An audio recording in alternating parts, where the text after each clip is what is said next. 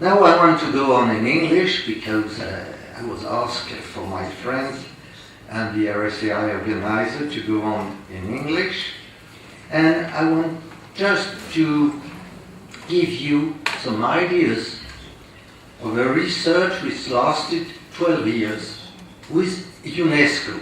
It was called Management of Social Transformation, which started at the end of the 90s and which went on till a few years ago. And to summarize 12 years in 10 minutes can be a challenge. I tried to do that, especially since we've been studying about 11 cities. Our goal was not to give models to the city, but it was mainly to compare. How does it work that way?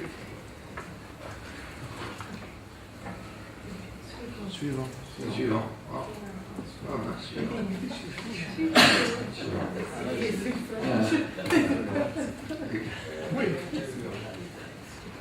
Yeah.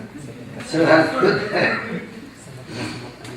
we had 11 partner cities, in which city were involved political authorities, especially the mayors, were involved the main economic actors, and were involved university. Without that, the cities couldn't get into the network and couldn't get the finance.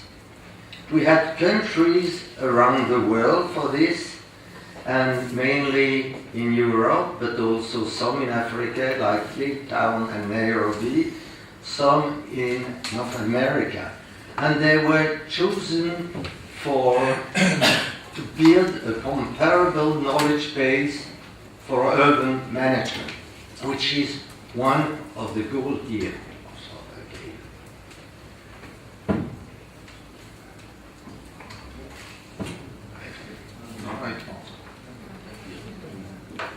Yeah. So why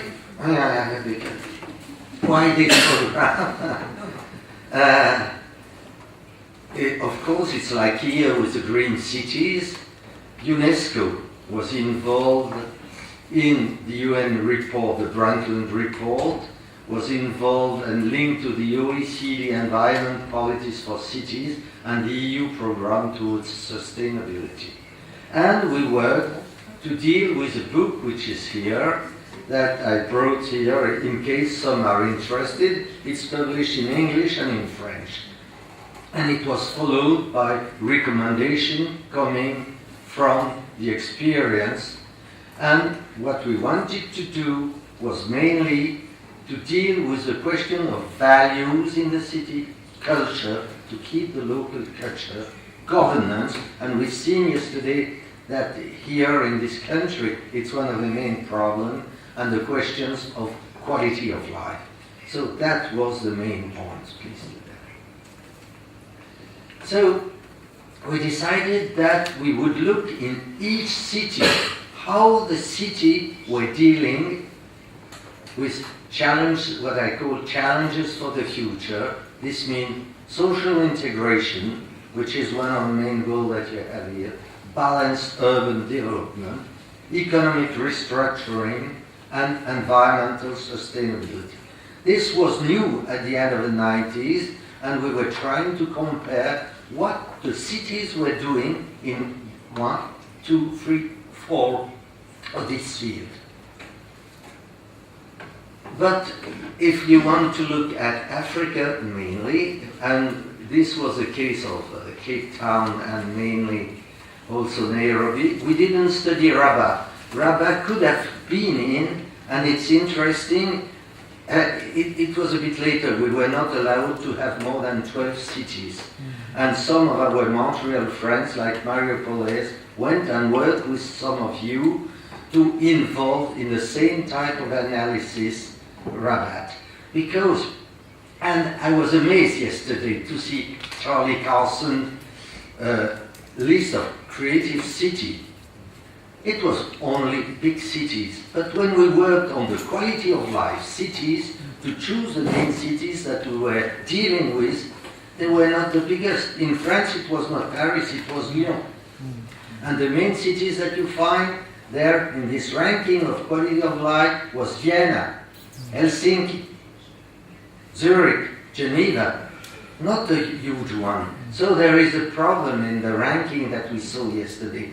We don't deal with the same figures, we don't deal exactly with the same type of environment. And I think most of the cities we are studying, from San Salvador to Vienna to Budapest, are smaller size cities, about 1 million people. So it's a question which could be raised here too. So please. So what we wanted to do is to look at the future through what they were doing for governance. Social agenda. What was the social agenda of the city?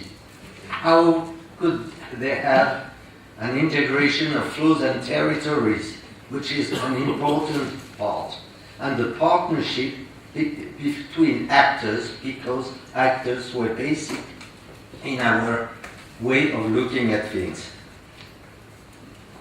So what we use, a kind of matrix, where I don't want to go deep in that, but we had 8 teams, and we were looking in each case at the measures that they wanted to take, the legislation, what were the financing conditions, and then the know-how necessary. And yesterday we talked a lot about competences, and this was also one of our main goals. So to get a sustainable urban development, what we need, we draw 6 principles: without integration, without partnership, without democracy, subsidiarity, without economic efficiency, environment efficiency, and social justice, and measures to deal with that, the city cannot be sustainable in a global way. That was our way of looking at that. And instead of giving rules to the city, we didn't want to tell them what to do. We looked at what they were doing. For example, Cape Town gave us a lot of teaching, a lot of new things. They were able, in that city, with at first 18 municipalities, to get to 6 municipalities, and then a global governance to deal with the main problem that you have on the board: poverty, economy, environment, civic responsibility, and local development. The goal was, behind that, to be able to propose Cape Town as a city for the Olympic Games and for the African Soccer Cup. You had to build different sport activities in the different sectors, which is a challenge there, because you had the black sectors, you have the other sectors, the white one, and all these sectors had to be linked so that all the population could go to most of the places. And we looked at the way that they were using to do this, and this was very important. And we are using, to tell you to the truth, in Geneva, for our main management and governance problem, some of the ways which were used in Cape Town. Thank you. So we did also that in Nairobi, to see how they could deal with the ethnic confrontation, the last one, how they could deal also with neighborhood association. And what we drew, I think, which could be used in different places, is a new sustainable city model. Could be, in my example, it's used in African cities, but it could be used in Europe, in America, where you have to take into account the physical environment on one side, the social environment on the other side, the built environment, and deal with a global city project. It's what was lacking in some of the rural planning here, when nothing was entirely under a global approach.